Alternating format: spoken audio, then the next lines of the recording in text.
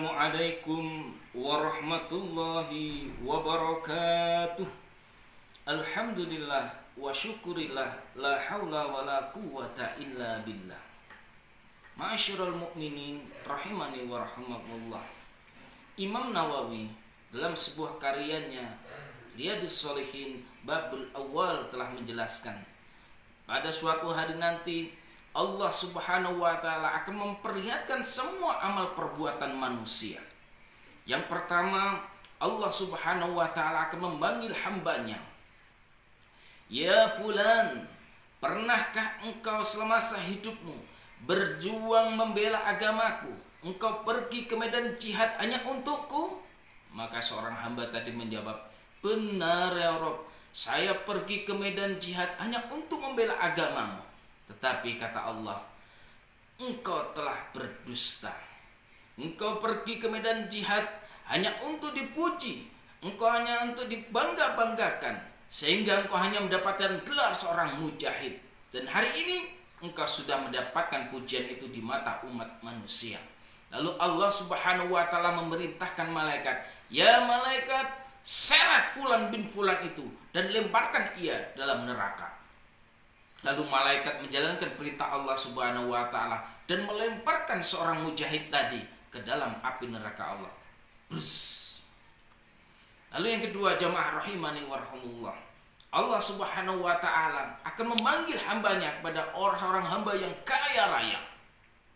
Ya fulan bin fulan, benarkah engkau ketika hidup di dunia selalu bersedekah, selalu berinfak, selalu memberikan hartamu kepada orang yang berhak menerimanya?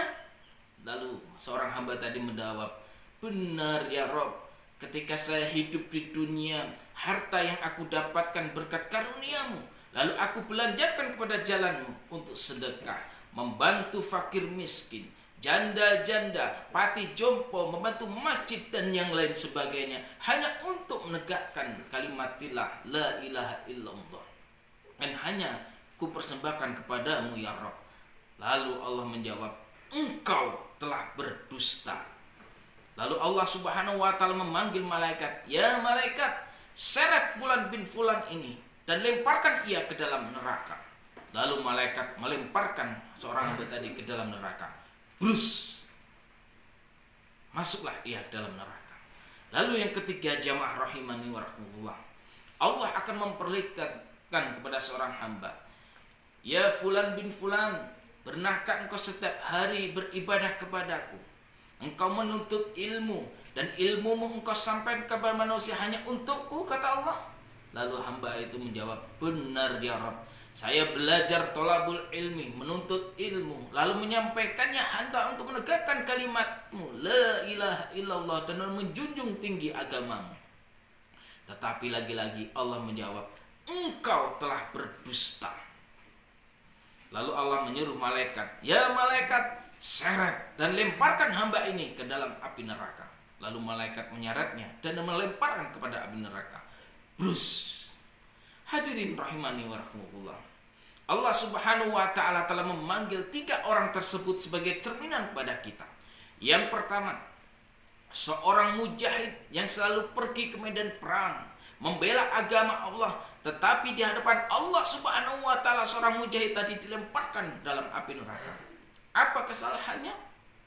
Karena dalam hatinya dia hanya ingin mendapat pujian manusia, dalam hatinya hanya ingin mendapatkan gelar, pangkat dan kedudukannya, sehingga Allah dilupakan, sehingga amalan perbuatannya seorang mujahid hanya didapatkan di dunia, dan ketika dihisab oleh Allah Subhanahu wa ta'ala, amalan perbuatan itu hilang karena salah niatnya. Lalu yang kedua, seorang yang dermawan, orang yang kaya raya, tetapi dengan dermawanannya tidak membuat Allah Subhanahu wa ta'ala cinta dan ridha masuk surga, tetapi Allah tambah murka karena di dalam hatinya dia bersedekah, dia berinfak, dia bersedekah, membangun masjid, sekolah dan lain-lain, diniatkan bukan karena Allah Subhanahu wa ta'ala, tetapi hanya ingin mendapatkan gelar seorang ahli sedekah. Na'udzubillah min dzalik.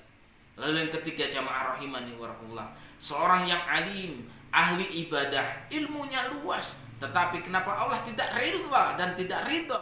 Karena dalam hatinya hanya tersembit dia ingin disebut seorang alim, seorang ahli ibadah, sehingga pujian-pujian manusia ia dapatkan, tetapi ridha Allah tidak ia dapatkan. Inilah cerminan bagi kita. Jangan sampai innamal a'malu binniyat, niat yang lurus karena Allah Subhanahu wa taala ini dikotori dengan hawa nafsu, sehingga nafsu menguasai diri kita, mengalahkan niat yang ikhlas tulus karena Allah Subhanahu wa taala.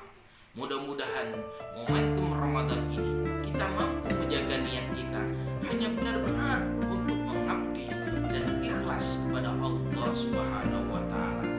Subhana rabbikal izzati amma yasifun, wassalamun